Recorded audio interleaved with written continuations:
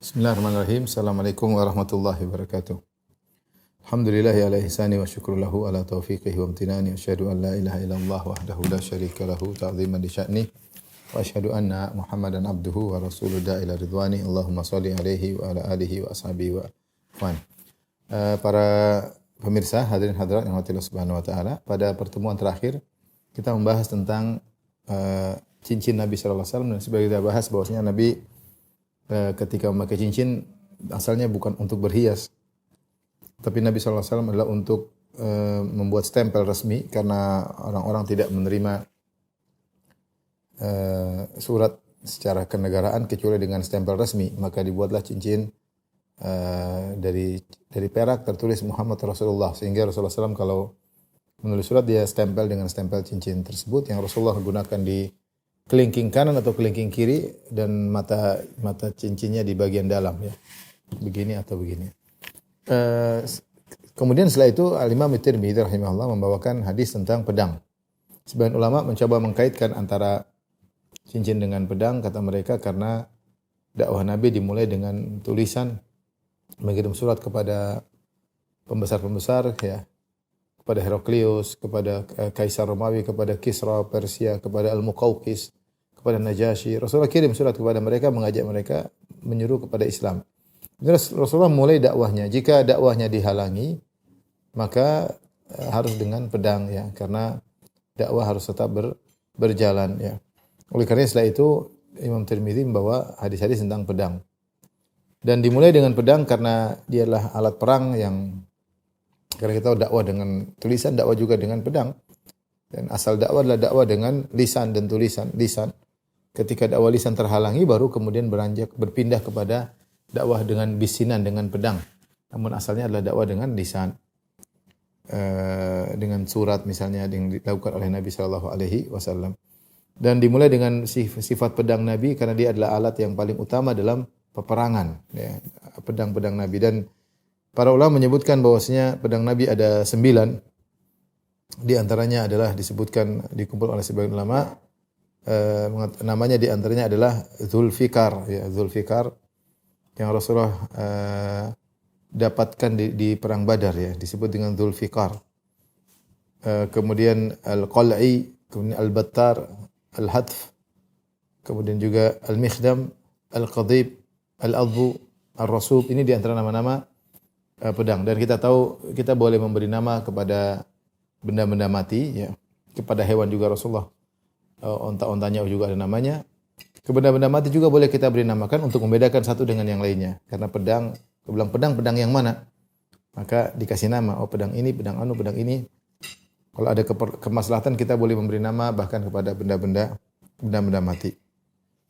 Demikian juga nanti ketika kita membahas tentang baju perang Nabi ada 7, juga ada nama-namanya. Ada nama-namanya. Biasanya nama-namanya menandakan sesuatu, ya, entah sifatnya, entah asalnya. Tapi nama-nama tersebut untuk membedakan satu barang dengan barang yang lainnya. Karena barangnya banyak, maka pedang yang mana? Maka dikasih nama, ya. Taib.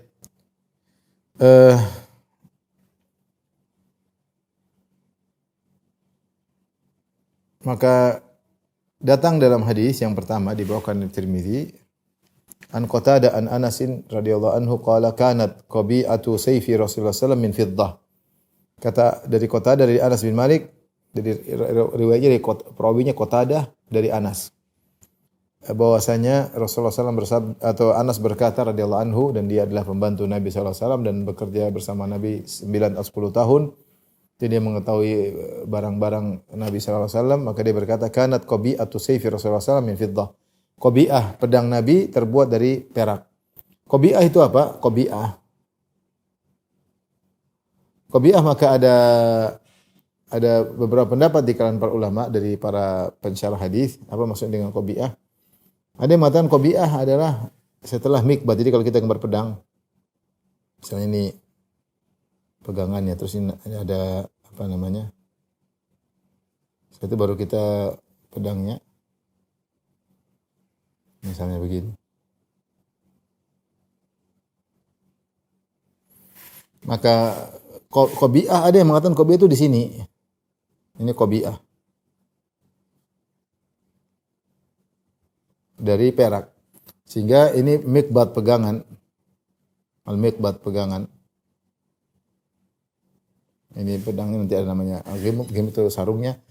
Ada yang mengatakan qabi'ah adalah ini, sehingga ketika Rasulullah memegang pedang, jadi ini pedangnya dipegang, maka ada cantolannya di bawah sehingga tidak jatuh.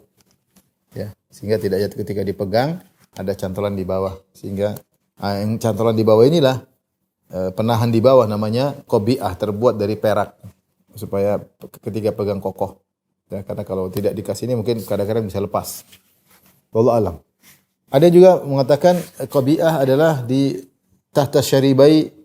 Syaribai ini disebut syaribai ini. Disebut syaribai. Dua ini.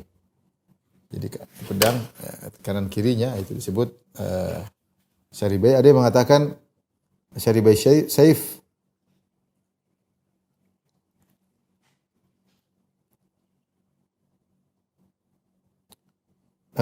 Ada yang mengatakan tahta syaribai saif itu di sini. Ada yang mengatakan qabi'ah di sini. Ini pendapat yang lain. Ada yang mengatakan di bawah sini itulah tempat qabi'ah. Intinya ini hadis bercerita tentang sifat pedang Nabi SAW, bahwasanya di salah satu bagian dari unsur-unsur pedang tersebut ada yang terbuat dari perak. Ada yang terbuat dari perak. Hanya saja hadis ini diperselisihkan oleh para ulama apakah hadisnya sahih atau hadisnya dhaif. Ya, hadisnya sahih artinya hadisnya dhaif. Al-Imam Abu Dawud rahimahullahu taala mengisyaratkan bahwasanya hadisnya dhaif. Ya. Sehingga dia memandang bahwasanya seluruh hadis-hadis yang terkait dengan sifat pedang Nabi, ada peraknya atau ada emasnya, semuanya dhaif. Semuanya dhaif. Meskipun sebagian ulama menghasankan hadis ini, ya. Hadis ini bermasalah karena perawi dari Qatadah, ya.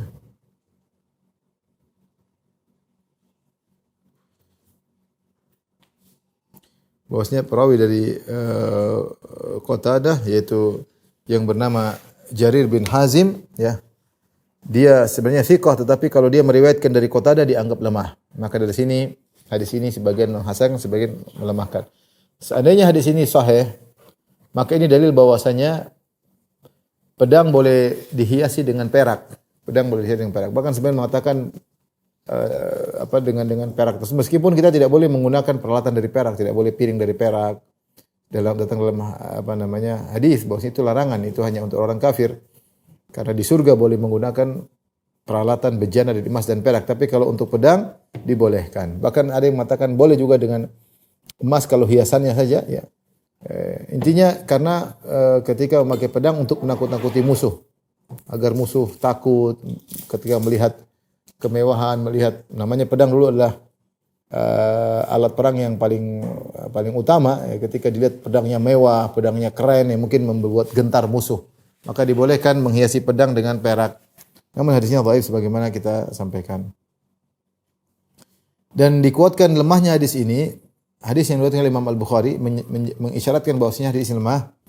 Al-Imam Bukhari meriwayatkan dalam sahihnya dari Abu Umamah, beliau berkata, "Laqad fatahal futuha qaumun ma kanat hilyatu suyufihim adh-dhahaba wal fiddah. Innama kanat hilyatuhum al-alabiyya wal anuka wal hadid." Sungguh para sahabat telah menaklukkan ekspansi berbagai macam daerah, membuka-buka daerah, menaklukkan banyak daerah. Tetapi tidaklah hiasan pedang mereka terbuat dari emas dan perak. Ini isyarat bahwasanya di zaman berikutnya mereka menghias pedang dengan emas dan perak.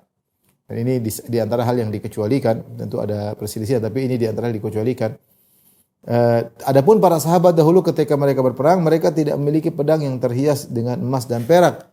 Inna makanat hilyatuhum al-alabiyya wal anuka wal hadid. Tetapi dihiasi dengan alabi, yaitu semacam kulit yang belum disamak untuk supaya pegangan kuat, atau dengan al-anuk itu rasas dari timah atau dari besi, bukan dari emas dan perak. Emas dan perak barang berharga sih zaman dahulu.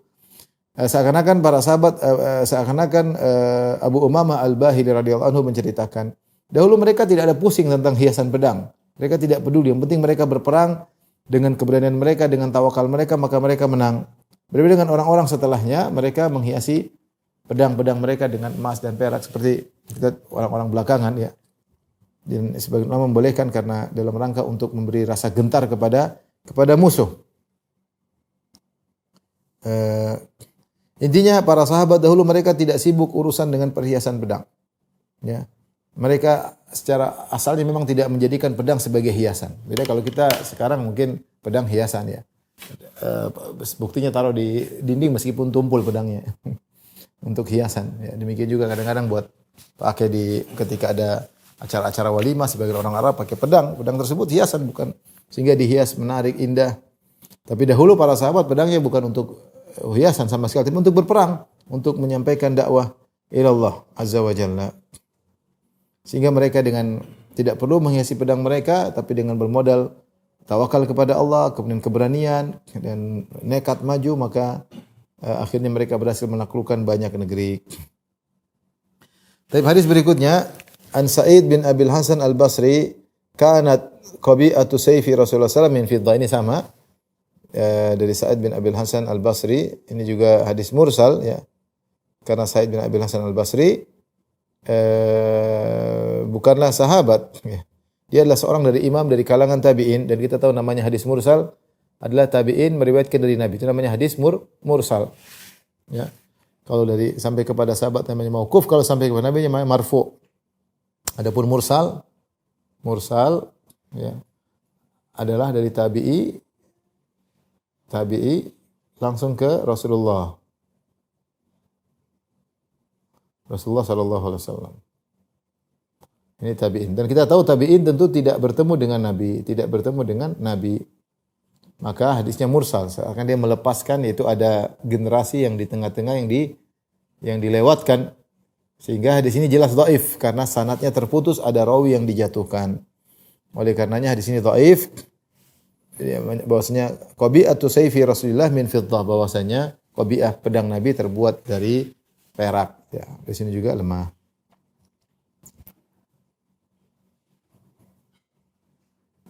Dan Imam Abu Dawud pernah berkata, aqwa hadhil ahadits haditsu Sa'id bin Abil Hasan wal baqiyatu dhi'af. Yaitu hadis yang paling kuat yang terkait dengan pedang Nabi, ada yang instrumennya terbuat dari perak, hadis yang paling kuat adalah hadis ini, yaitu Sa'id bin Abil Hasan, dan dia pun hadisnya dhaif. Bagaimana lagi dengan yang lainnya? Wal baqiyatu dhi'af, dan hadis-hadis yang lain semuanya lemah. Dan zahir dari kita sebutkan hadis Bukhari bahwasanya para sahabat pedang mereka tidak ada yang terhias dari emas maupun perak. Ketika kita misalnya ke museum di Istanbul, kita dapati misalnya pedang-pedang para sultan-sultan terbuat dari ada emas-emasnya. Mereka hiasi dengan emas, bahkan tulisan-tulisan. Sementara dahulu tidak demikian. Tapi sebenarnya mengatakan ini hal yang diperbolehkan dalam rangka untuk menggentarkan musuh. Kemudian hadis berikutnya An Hud wa huwa ibnu Abdullah ibn Sa'ad an jaddihi qala dakhala Rasulullah sallallahu alaihi wasallam Makkah yaumal fathi.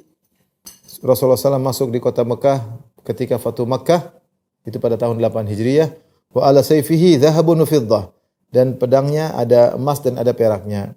Qala talibun fasa'altuhu anil fiddah, maka aku tanya yang bagian peraknya apa? Kata talib, apa sih bagian peraknya? Faqala kanat qabi'atus sayf fiddatan.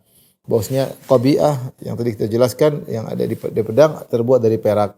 Tapi hadis ini lebih parah lagi dan dia lebih dhaif lagi daripada sebelumnya, dan dia hadis mungkar ya, karena menambah lagi tentang perak sementara yang tentang emas, padahal yang disebut tentang perak saja hadisnya dhaif, apalagi ada tambahan pedang Rasulullah SAW ada emasnya. Intinya hadisnya tidak sahih. Demikian juga hadis Ibnu Sirin ya. An Ibnu Sirin qala, Ibnu Sirin juga seorang tabi'i, dia berkata, "Sana'tu sayfi ala sayfi Samurah bin Jundub." Aku membuat pedangku sebagaimana modelnya pedang Samurah bin Jundub, sahabat radhiyallahu anhu. Wa za'ama Samurah annahu sana'a sayfahu ala sayfi Rasulillah, dan Samurah menyangka atau mengatakan bahwasanya dia membuat pedangnya sebagaimana pedangnya Rasulullah sallallahu alaihi wasallam, wa kana Hanafiyan, dan pedang Nabi dari bersifat Hanafi, maksudnya berasal dari kabilah Banu Hanifah. Hadis ini secara sanad juga lemah menceritakan bahwasanya Ibnu Sirin dia ingin bikin pedang seperti pedangnya sahabat Samurah ibn Jundub. Dan ternyata Samirah bin Jundub mengaku bahwasanya dia bikin pedangnya sesuai dengan pedang Nabi sallallahu alaihi wasallam. Ya, dan pedang Nabi sallallahu alaihi wasallam disifati dengan Hanafiyan. Hanafiyan yaitu terbuat atau dinisbahkan kepada Banu Hanifah. Banu Hanifah yaitu yang berada di timur kota Madinah, yang di antara Banu Hanifah yang terkenal adalah Musailimah al-Kadzdzab. Musailimah al-Kadzdzab dari Banu Hanifah. Setelah itu ketika mereka murtad, mereka diperangi oleh Abu Bakar, banyak mereka kemudian masuk Islam. Dan di antara misalnya yang dinisbahkan kepada Hanafi, misalnya Muhammad ibn al-Hanafiyah. Muhammad ibn al-Hanafiyah yaitu Muhammad putranya Ali bin Abi Thalib, tapi bukan dari Fatimah. Ali bin Abi Thalib setelah Fatimah meninggal menikah dengan seorang wanita dari Bani Hanifah. Sehingga anaknya punya anak namanya Muhammad, dan Muhammad dinisbahkan kepada ibunya disebut Muhammad ibnul Hanafiyah untuk membedakan dengan putra putri Ali yang dari Fatimah radhiyallahu taala anha. Jadi Rasulullah SAW memiliki pedang yang dari Banu Hanifah, dibuat oleh Banu Hanifah.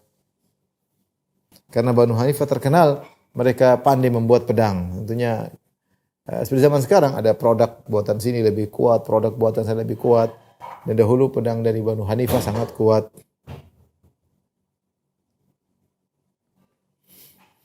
Tapi kita selesai dari pedang Nabi SAW. Sekarang kita lanjutkan tentang baju perang Nabi, dira'. Babu ma ja'a fi sifati dira'i Rasulillah. Kita akan bahas 3 tentang pedang, dengan kemudian tentang baju perang dengan mikfar, itu helm yang dipakai oleh Nabi SAW. Baju perang Nabi. Ani Zubair bin Awam, dari Zubair bin Awam radhiyallahu anhu, qala kana 'ala Nabi sallallahu alaihi wasallam yauma Uhudin dir'an. Adalah ketika perang Uhud, Rasulullah SAW memakai 2 baju perang. Baju perang, yaitu Rasulullah pakai baju perang double. Yaitu dijelaskan oleh para ulama, yaitu baju perang dilapis lagi baju perang berikutnya. Double. Ya, dan ini diantara ikhtiar Nabi, kalau bahasa kita, usaha Nabi, meskipun beliau adalah orang yang paling bertawakal, bahkan imam para orang bertawakal. Bahkan Allah telah menjamin Nabi tidak akan dibunuh. Wallahu ya'simuka minan nas. Allah akan menjaga Nabi SAW. Tetapi inna kafainakal mustahzi'in. Kami akan mencukupkan engkau untuk membela engkau dari orang-orang para pencela. Tetapi Nabi mengajarkan kepada umatnya bahwasanya tawakal harus disertai dengan usaha. Bahkan di antara usaha Nabi SAW adalah dengan memakai baju perang double. Itu pun ternyata rambut Rasul tetap terluka. Kusir Raba'iyah sampai giginya patah, kemudian suja, Nabi SAW wajahnya berdarah, ya. Sampai disebut ada halaqat mikfar masuk di pipi beliau, ya, di sebuah riwayat tapi disebut dhaif, ya. Intinya Rasulullah SAW berlumuran darah. Karena Rasulullah pakai baju perang double, fanahadha ila sakhrati falam yastati'. Maka Rasulullah ingin naik di atas sebuah batu, ketika perang sudah berkecamuk dan mulai banyak sahabat yang berguguran. Maka Nabi ingin naik suatu tempat yang tinggi untuk memberi arahan dalam peperangan, untuk isyraf, yaitu untuk melihat pertempuran dan juga untuk memberi arahan sebagai komandan peperangan, panglima peperangan. Tapi ketika Nabi ingin naik di batu, falam yastati', beliau tidak mampu. Karena berat, ya.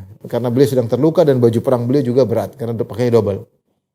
Ya, baju perang tebal, ya, supaya baju perang supaya kalau kena pedang tidak tembus, ya. Fa'aq'ada Talhata tahtahu wa sa'ida Nabi sallallahu alaihi wasallam hatta stawa ala sakhrah. Maka Nabi pun menundukkan Talha bin Ubaidillah, salah seorang sahabat yang dijamin masuk surga. Nabi dudukkan, kemudian Nabi pinjak punggungnya atau badannya untuk naik ke atas batu tersebut. Hatta stawa ala sakhrah, sampai Rasulullah sejajar dengan batu. Qala sami'tu Nabi sallallahu alaihi wasallam yaqul, aku mendengar, kata Zubair bin Awam, aku mendengar Rasulullah SAW berkata, aujabat Talha, yaitu Talha masuk surga. Setelah masuk surga. Baik. Jadi dira adalah baju perang yang terbuat dari besi, ya.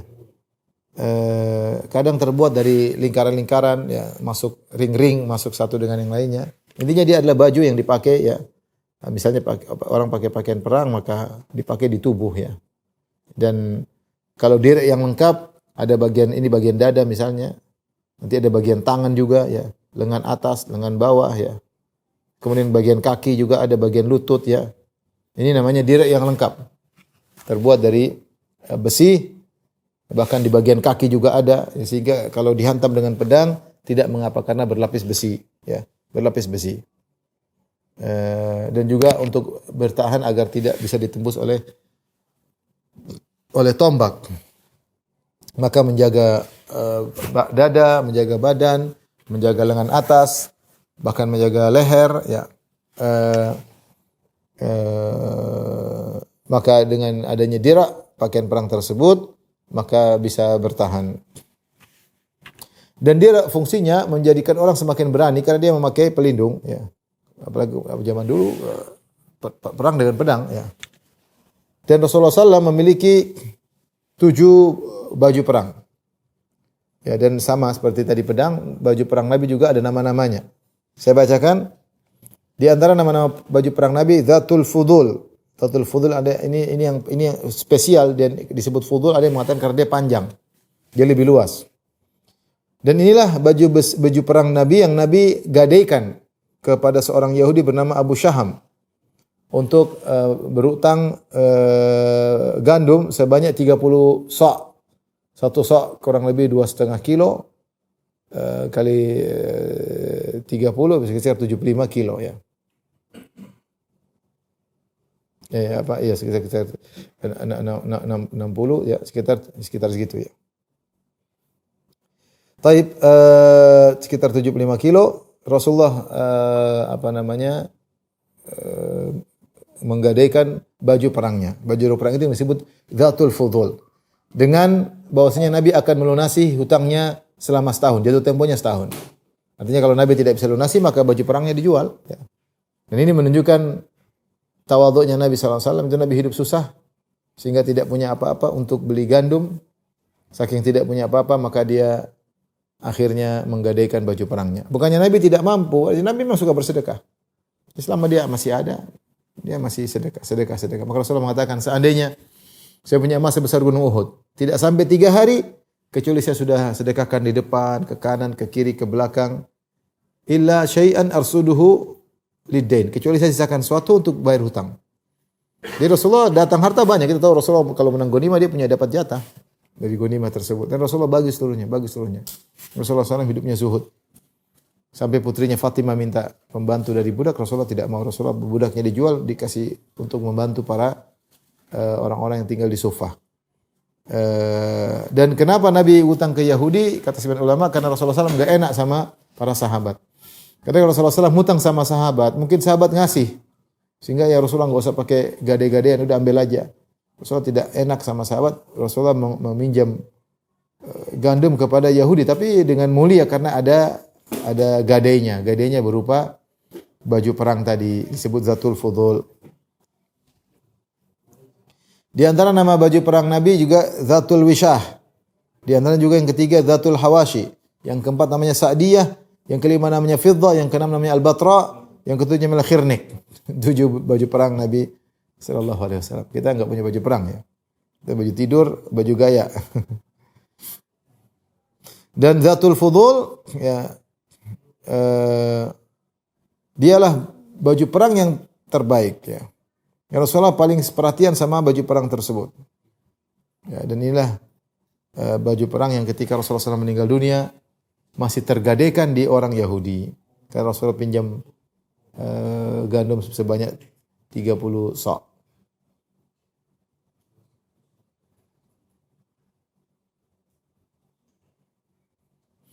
Dan tadi sudah sebutkan Nabi SAW adalah orang yang paling bertawakal. Bahkan dalam Taurat disebutkan dalam hadis Abdullah bin Amr bin As, Rasulullah Allah berkata, "Wa samaitukal mutawakkil." Aku menamakan engkau dengan mutawakkil.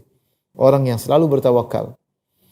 Makanya Rasulullah mengatakan, "Ya Hayyu ya Qayyum bi rahmatika astaghits fa aslih sya'ni kullahu wa la takilni syarafata ain." Ya Hayyu ya Qayyum, dengan rahmatmu aku mohon pertolongan, maka perbaikilah segala urusanku. Jangan kau biarkan aku mengurusi urusanku sendiri meskipun sekejap mata. Meskipun dia orang paling bertawakal, tetap dia melakukan ikhtiar atau melakukan sebab. Ibnu Qayyim berkata, rahimahullah, faqad kana Rasulullah SAW a'dhamal mutawakkilin. Rasulullah adalah orang yang paling bertawakal. Akan tetapi wa kana yalbasu la'matahu wa dir'ahu. Tapi dia pakai baju perangnya, pakai helmnya, helm perang. Bal dhahara yawma Uhudin baina dir'ain. Ay labasa dir'ain dir'an fawqa dir'in. Ziyadatan fil wiqayah. Bahkan ketika perang Uhud Rasulullah SAW pakai 2 baju perang itu double. Pakai lagi. Makanya Rasulullah ketika ingin naik di batu berat, Karena selain bajunya berat, Rasulullah dalam kondisi lemah dan kondisi terluka. Sehingga Rasulullah kasih Talha untuk dinaikin. Ya. Kemudian di antara usaha Nabi waqtafa fil ghari thalathan. Bahkan Rasulullah SAW sembunyi di Goa Jabal Thawr selama 3 hari ketika berhijrah. Fakana mutawakkilan fi sabab la ala sabab. Maka Rasulullah SAW bertawakal kepada Allah dalam melakukan sebab, bukan bertawakal kepada sebab. Ini ibarat Ibnu Qayyim yang indah. Fakana mutawakkilan fi sabab la ala sabab. Maka Rasulullah SAW bertawakal kepada Allah dalam menjalani sebab, usaha ikhtiar, bukan bersandar kepada ikhtiar tersebut. Oleh karena seorang tidak seperti sebagian orang yang bertawakal kepada kekuatan fisiknya, bertawakal kepada kedudukannya, bertawakal kepada jabatannya, bertawakal kepada hartanya, bertawakal kepada kabilahnya, bertawakal kepada sukunya, bertawakal kepada negaranya, bertawakal karena nasionalisnya, kebangsaannya. Ya, ini semua sebab kita boleh melakukannya, boleh menempuhnya. Tapi bertawakal hati tetap kepada Allah Subhanahu wa taala. Jadi bertawakal kepada Allah dalam menjalani sebab, bukan bertawakal kepada sebab.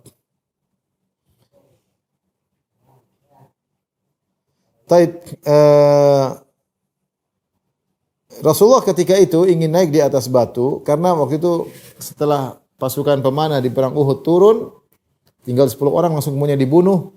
Kemudian Khalid bin Walid masuk naik ke Jabal Rumat, kemudian bunuh sisa pasukan pemanah, maka kaum musyrikin mutar dan akhirnya menyerang kaum muslimin dari 2 sisi. Maka situ terjadi kekacauan dan terbukalah areal Nabi sallallahu alaihi wasallam. Akhirnya para sahabat orang musyrikin masuk ke arah Nabi sallallahu alaihi wasallam. Apalagi ada kabar Rasulullah sudah meninggal dunia, ya, maka para sahabat menjadi gentar karena mendengar Nabi sudah meninggal dunia. Maka Rasulullah SAW ingin menyampaikan bahwasanya dia masih hidup, maka dia ingin kasih pengumuman sekalian mengarahkan peperangan, maka dia butuh untuk naik di tempat yang tinggi agar sahabat melihat Nabi. Karena isu Rasulullah sudah meninggal santer ketika itu, dan ini menjatuhkan mental mereka. Ya. Dan dia juga ingin mengatur pasukan dari ulang dari awal lagi. Tetapi Rasulullah SAW tidak mampu untuk naik. Tidak mampu untuk naik. Karena beratnya baju perang tadi, dan juga karena Rasulullah terluka dengan luka-luka yang mengeluarkan darah. Ya. Bahkan disebutkan Rasulullah SAW jatuh ke lubang yang telah dibuat oleh Abu Amir Al-Fasik, sehingga Rasulullah terluka, wajah terluka, gigi patah, kemudian pakai baju besi berat, kemudian jatuh. Ya. Maka Rasulullah pun mendudukkan Talha bin Ubaidillah. Talha bin Ubaidillah, ya, yang salah seorang di jaminan surga. Rasulullah mengatakan Talha fil jannah, Talha di surga. Maka akhirnya Rasulullah naik ke Talha, kemudian Rasulullah mengatakan aujaba Talha, Talha telah melakukan amalan yang mengharuskan dia masuk surga. Saya bacakan kisahnya, ya. Dari Jabir radhiyallahu anhu qala in hazaman nasu an Rasulillah yauma Uhud. Ketika perang Uhud, para sahabat kalah. Para sahabat kalah. Dan wa baqiya ma'ahu ahada asyara rajulan minal ansar, dan yang bersama Nabi cuma 11 dari kaum Ansar. Wa Talha bin Ubaidillah wa huwa yas'adul jabal, dan dari Muhajirin Talha bin Ubaidillah. Ya. Maka Rasulullah ingin naik gunung, tempat yang tinggi, untuk menunjukkan dia belum meninggal. Falaqiyahumul musyrikun, ternyata mereka dihadang oleh kaum musyrikin.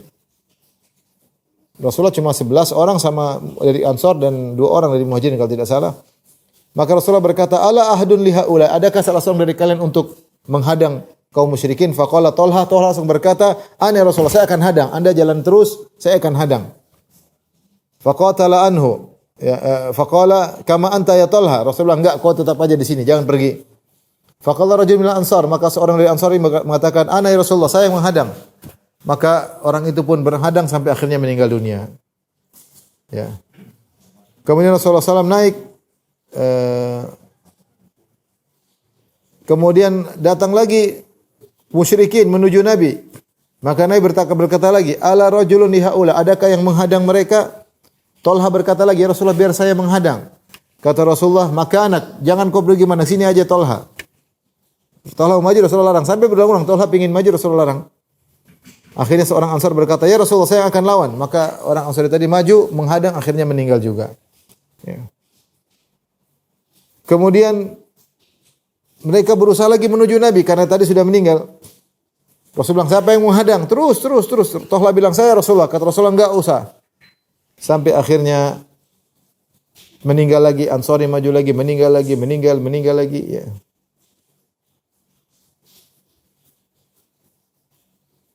Kemudian semua sudah meninggal, Rasulullah berkata, man lihaula? Kata Rasulullah, kata Tolha, saya Rasulullah, tinggal Tolha sendiri.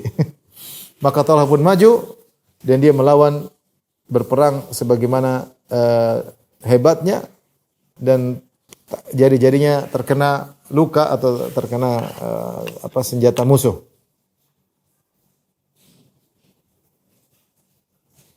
Dia mengatakan has.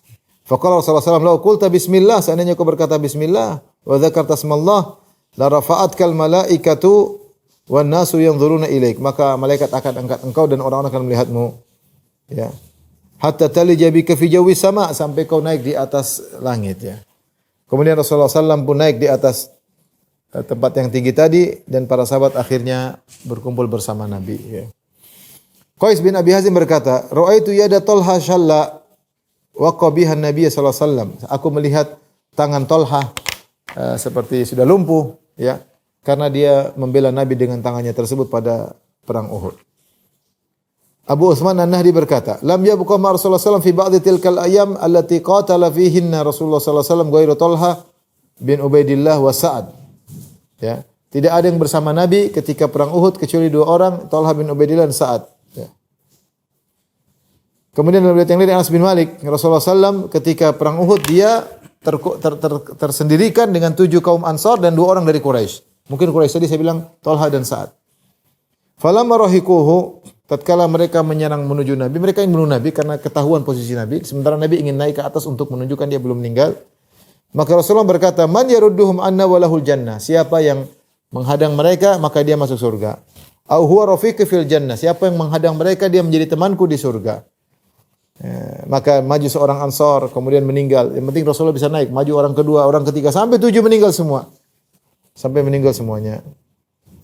Maka Rasulullah SAW berkata kepada 2 sahabat dari Muhajirin, "Ma ansafna ashabana." Kita tidak adil kepada sahabat-sahabat kita. Dan tadi Talha sebenarnya ingin maju, tapi Rasulullah larang. Dan Aisyah radhiyallahu anha berkata, "Kana Abu Bakrin idza dzakara yauma Uhud baka." Abu Bakar radhiyallahu anhu kalau ingat perang Uhud beliau menangis dan beliau berkata, "Dzaka kulluhu yaumu Talha." Seluruh perang Uhud itu semuanya jasanya Talha, karena Talha yang membela Nabi sallallahu alaihi wasallam sampai tangannya terluka, sampai tangannya tidak bisa digerakkan lagi, ya. Lumpuh. Baik. Hadis berikutnya Anis Sa'ib bin Yazid anna Rasulullah sallallahu alaihi wasallam kana alaihi yauma Uhudin dir'ani qad dhahara bainahuma. Rasulullah SAW pada waktu perang Uhud menggunakan 2 baju perang dan Rasulullah tumpuk, kita dilapisi, pertama lapis kedua. Ini sudah kita jelaskan tadi tentang bagaimana baju perang Nabi sallallahu alaihi wasallam. Kita masuk bab terakhir, babu ma jaa fi sifati mikfari Rasulillah. Bab tentang mikfar. Apa itu mikfar? Mikfar bisa diartikan dengan baydah dan juga bisa diartikan dengan yang di bawah baydah. Jadi kalau mohon maaf, kalau ini kepala, di sini kepala orang, ya. Di sini leher. Ya. Maka mikfar adalah yang dipakai, yaitu semacam rantai-rantai besi dipakai kemudian sampai di dada. Dari besi, dari bulatan-bulatan besi dipakai. Ini namanya mikfar. Setelah dipakai seluruh kepala, baru kemudian dipakai helm. Ya. Ini namanya al-baydah. Ini namanya lingkaran-lingkaran besi, namanya mikfar. Dan sebagian ulama mengatakan mikfar bisa maksudnya adalah lingkaran besi, bisa juga ini sekaligus disebut juga mikfar. Karena sebagian helm bentuknya langsung nyambung dia helm, terus di bawahnya ada lingkaran-lingkaran besi. Jadi nyambung helm plus ada lingkaran-lingkaran besinya. Karena wajah juga perlu bertahan dari lingkaran besi. Lingkaran besi jadi masih bisa melihat, tetapi ditutup dengan lingkaran besi. Oleh karenanya kadang mikfar maksudnya ada lingkaran besi tersebut, kadang mikfar maksudnya adalah baydah, yaitu helmnya itu yang disertai dengan lingkaran besi. Oleh karenanya Ibnu Qayyim menyebutkan maghfirah, ampunan, diambil dari kata mikfar. Dikatakan mikfar karena memiliki dua fungsi. Pertama menutupi, kedua mencegah hantaman pedang musuh.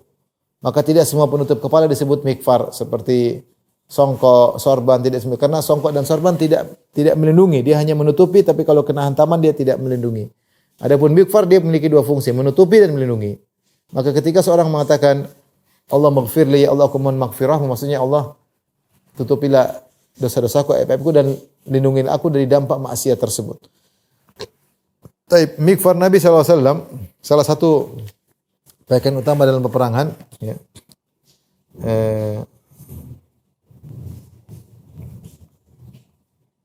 Dan ini salah satu usaha Nabi SAW ketika berperang pakai mikfar. Maka dalam sebagian riwayat ketika Rasulullah SAW dalam perang Uhud dihantam sampai halaqatul mikfar, yaitu karena dia lingkaran-lingkaran besi banyak kecil-kecil, masuk ke pipi Nabi. Karena di sini ada mikfar tutup dengan lingkaran besi, kemudian karena dihantam keras masuk ke dalam pipi Nabi. An Anas bin Malik radhiyallahu anhu, anna Nabi sallallahu alaihi wasallam dakhala Makkah amal fathi. Adalah Anas bin Malik radhiyallahu anhu berkata, Rasulullah SAW masuk di Mekah ketika Fatu Makkah. Wa alaihi mikfar, dan dia memakai mikfar. Falamma naza'ahu qila lahu, ketika Rasulullah melepaskan mikfarnya, bisa jadi helm sekaligus, bisa jadi mikfarnya Rasulullah buka. Maka dikatakan kepada Nabi, "Hadza ibnu Khatal muta'alliqun bi astaril Ka'bah." Wahai Rasulullah, ibnu Khatal yang Anda menyuruh kami untuk membunuhnya, ternyata sedang bergantung di kain Ka'bah, di kiswah Ka'bah. Dan ini salah satu cara orang dahulu kalau ingin darahnya selamat, berlindung di Ka'bah supaya tidak dibunuh. Namun apa kata Nabi? "Uqtuluhu," bunuh dia.